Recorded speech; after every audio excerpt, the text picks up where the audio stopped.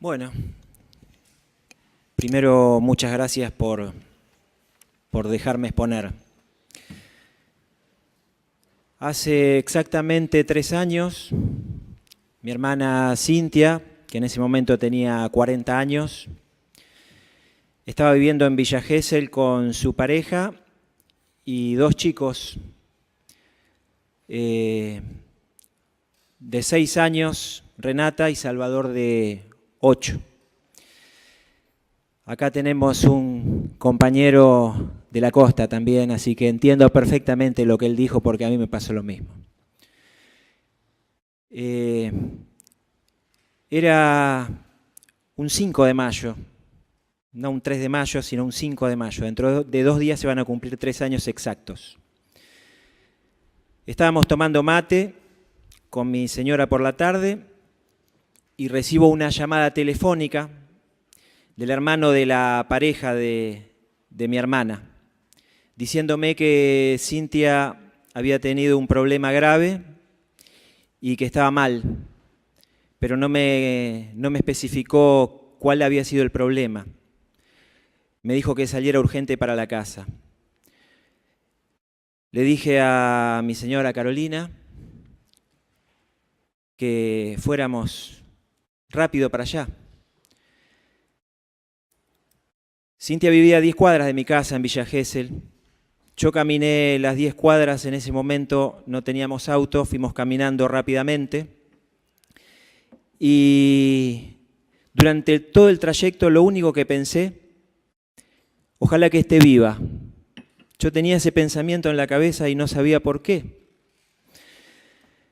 Cuando llego a la esquina de su casa y veo que había patrulleros, estaban las sirenas de la policía encendidas, las luces de la sirena, lleno de policías, de gente, me doy cuenta que había pasado algo terrible.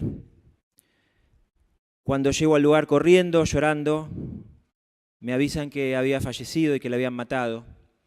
Me dijeron que ella había sufrido un robo. Empecé a llorar desconsoladamente durante unos minutos, no sé de cuánto fue el tiempo que pasó, yo no recuerdo nada, simplemente llorar. Cuando me recupero, pienso en mi familia, pienso en mi mamá, pienso en mi papá, pienso en mi hermana, todos en Buenos Aires. Y yo tenía la tarea de avisarles. Cuando tuve que hacerlo eso. El que no es víctima no sabe de lo que yo estoy hablando, ni siquiera puede imaginarse lo doloroso de ese momento. Lo que es avisarle a un familiar directo que la persona que ama murió asesinada. Los chicos, mis sobrinos, 6 y 8 años, ¿dónde estaban? Habían visto a su mamá desangrarse y habían estado en el mismo lugar donde ella falleció y ellos no lo sabían. Yo no me podía hacer cargo de ellos en ese momento porque no estaba en condiciones. Gracias a Dios Carolina se acercó a donde estaban. Estuvieron 1 hora con una policía en un auto porque dentro de la casa estaba la mamá muerta con un charco de sangre impresionante. Después hay que dormir. Las víctimas saben lo que es la primera noche, dormir. Y al otro día hay que despertarse y saber que eso no fue una pesadilla. Cuando uno va a declarar a la fiscalía, piensa, bueno, a partir de ahora la justicia va a actuar. Eso es lo que pensamos todos antes que nos pase, ¿no? Pero ¿qué pasa? Nos damos cuenta que lo que nosotros pensábamos era realmente una utopía. Eso no existe. En la Argentina no existe. Hay ineficacia, ineficiencia o complicidad, no sé cómo llamarlo, tal vez corrupción. de los fiscales, de la institución, porque quiero aclarar que no son todos los policías iguales, pero sí la institución, los que manejan la institución policial, tienen su grado grandísimo de complicidad. Y además el poder político. El poder político que me prometió en Villa Gesell un montón de cosas que jamás han cumplido, donde encontrás en la Fiscalía gente de partidos políticos interviniendo y defendiendo y haciendo y escondiendo cosas que no encuentro el motivo por el que esconden. En ese tipo de cosas, uno lo que supone, sospecha o cualquiera sospecharía es, hay un negocio en el medio, ¿qué es lo que están encubriendo? ¿Qué es lo que defienden? Y me doy cuenta que tanto los autores materiales como la gente que debe controlar se rigen por una doctrina que los protege. A mí me ocurrió que recibí 3 amenazas, cobardes porque ninguna fue directa, sino que me rompieron el auto 2 veces, me robaron el negocio y solo sacaron el cambio, mensajes mafiosos. ¿Por qué? Porque yo luchaba por justicia, por mi hermana. Fue una lucha solitaria y llevó a que mi familia y yo tuviéramos que regresar a Buenos Aires, dejar nuestros negocios, que habíamos trabajado durante 12 años, diseñar un plan para volver a Buenos Aires y comenzar una nueva vida con otra actividad económica que nada tenía que ver con la que estábamos haciendo hasta ahí.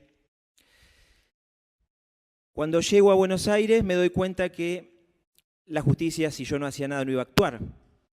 Entonces entré a una ONG muy prestigiosa que me ha enseñado mucho, que es Usina de Justicia. Tuve la suerte de conocer a la doctora Nilda Gómez y en este momento soy miembro de Familia por la Vida, gracias a la doctora. Tuve la suerte de que un grupo de víctimas, de luchadores de muchísimos años, hayan hecho con una agrupación histórica, como el Para que no te pase, una marcha histórica que ha cambiado el paradigma de la sociedad, que entre otras cosas ha logrado esto que estamos haciendo hoy acá, porque sin las ONG organizadas, sin la unión de las ONG, esto no hubiera sido posible de ninguna manera. Las víctimas deberemos luchar siempre. Nuestro motor es el dolor, y ese dolor nosotros tenemos la necesidad de transformarlo en energía, y esa energía es inagotable como nuestro dolor.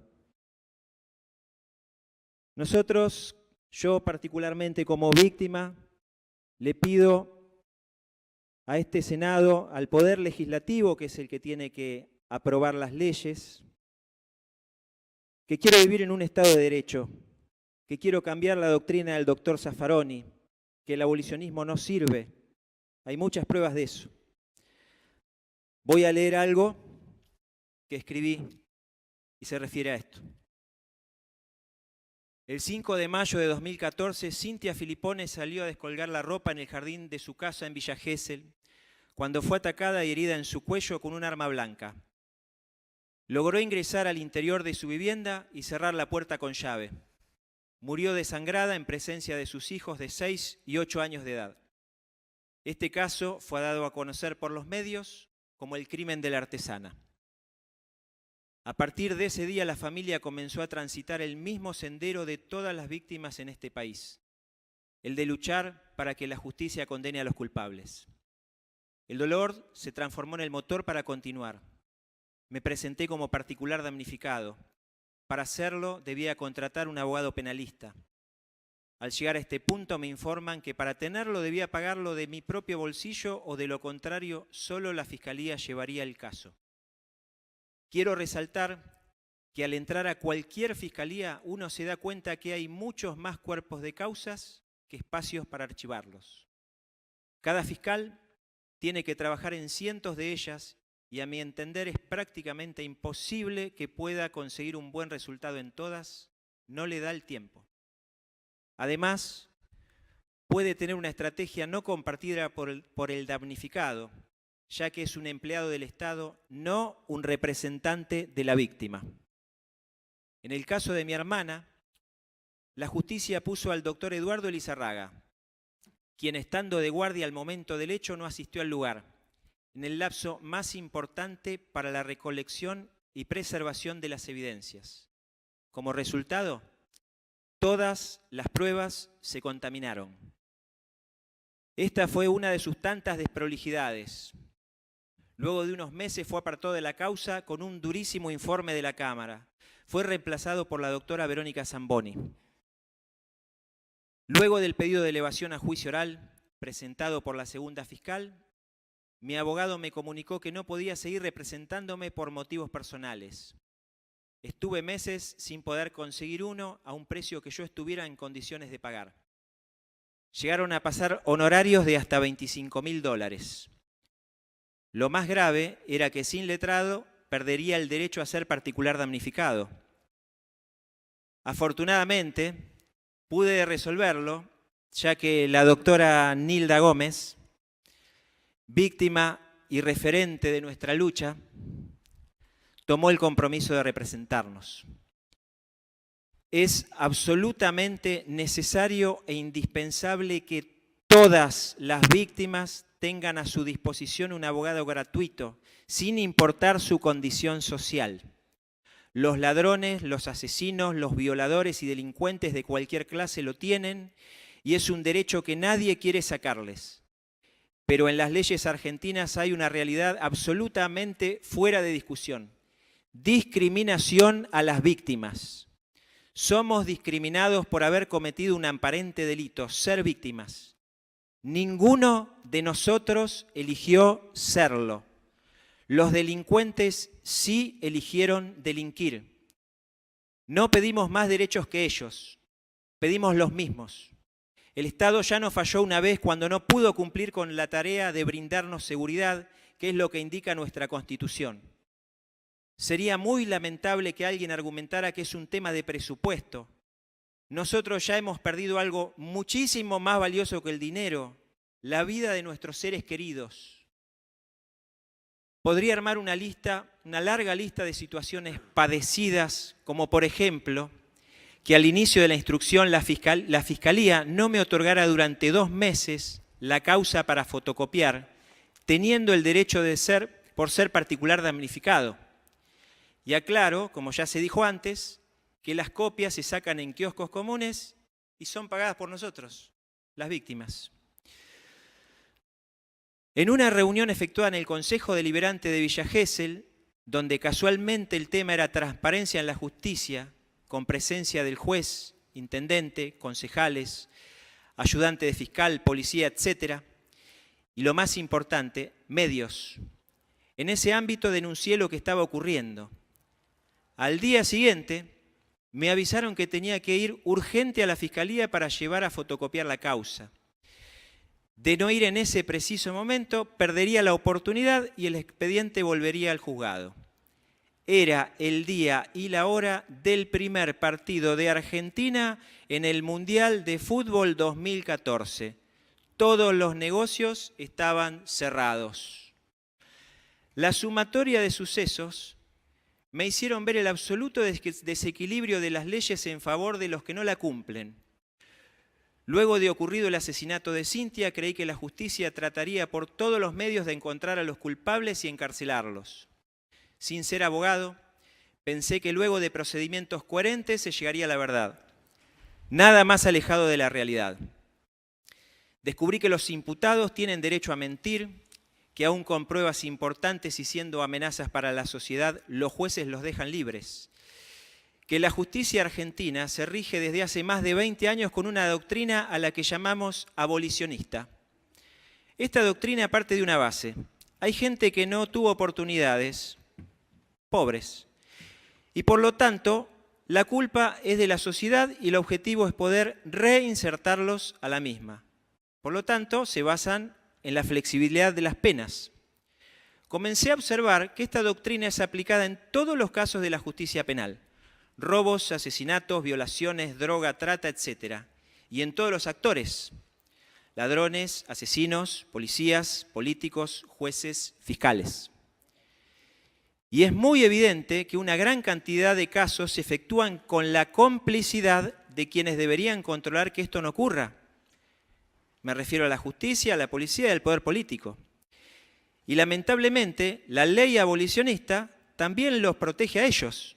Supongo que es un efecto colateral, ya que estos últimos no pertenecen a sectores desprotegidos. Las teorías se demuestran en la práctica. El abolicionismo es un total y absoluto fracaso. Permanentemente jueces, utilizando vericuetos poco claros, no condenan y liberan en forma anticipada e indiscriminada. Son responsables, por eso, de miles de casos de reincidencia con violaciones y asesinatos incluidos. ¿Cuándo pagarán en la justicia por esa responsabilidad? Manuel Belgrano dijo: el modo de contener los delitos y fomentar las virtudes es castigar al delincuente y proteger al inocente. ¿Cuánta razón? Estos abrumadores y lamentables resultados tienen a toda la sociedad en un estado de angustia permanente.